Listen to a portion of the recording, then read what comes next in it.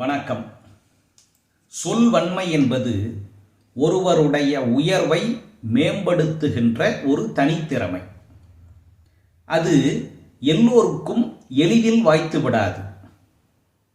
பல்லாண்டு தொடர்ந்து முயன்று பயிற்சி செய்து அதன் பிறகு பெறக்கூடிய நல்ல திறன் சொல்வன்மை என்பது.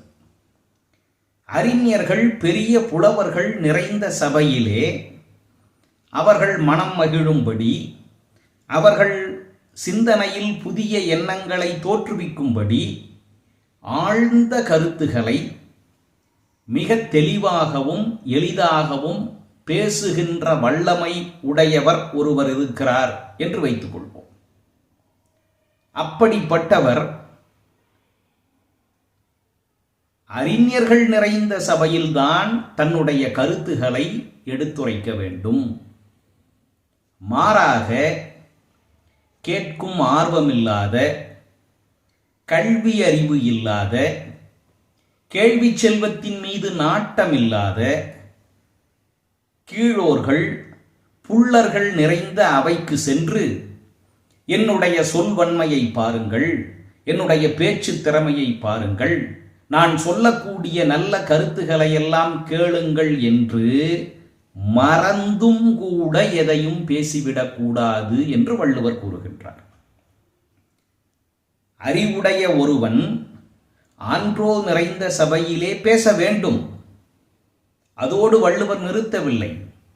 அறிவற்றவர்கள் மத்தியில் தவறி கூட நீ ஒரு வார்த்தையும் பேசிவிடாதே என்கிறார்.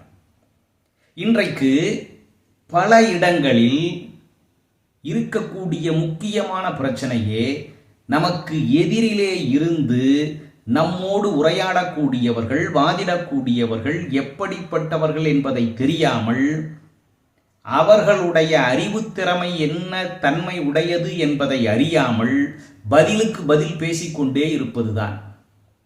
சிறந்த அறிவாளி என்பவன் தேவையான இடத்தில் பேசுபவன் மட்டுமல்லன், தேவைப்படாத இடத்தில் பேசாமலும் இருக்க வேண்டியவன் என்பதை வள்ளுவர் அன்றே கூறியுள்ளார்.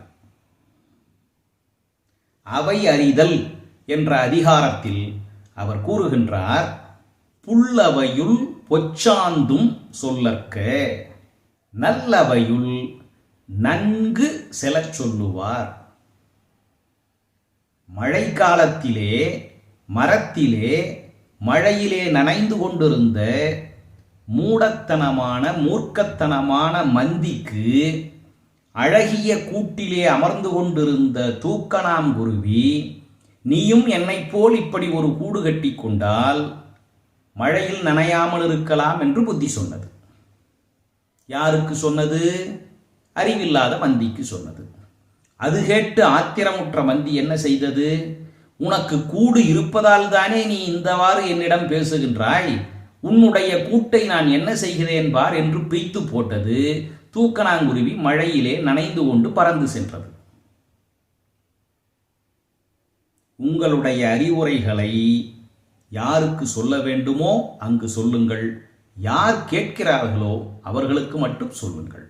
அதுதான் அவர்களுக்கும் நல்லது, அதைவிட நமக்கும் நல்லது. நன்றி, வணக்கம்.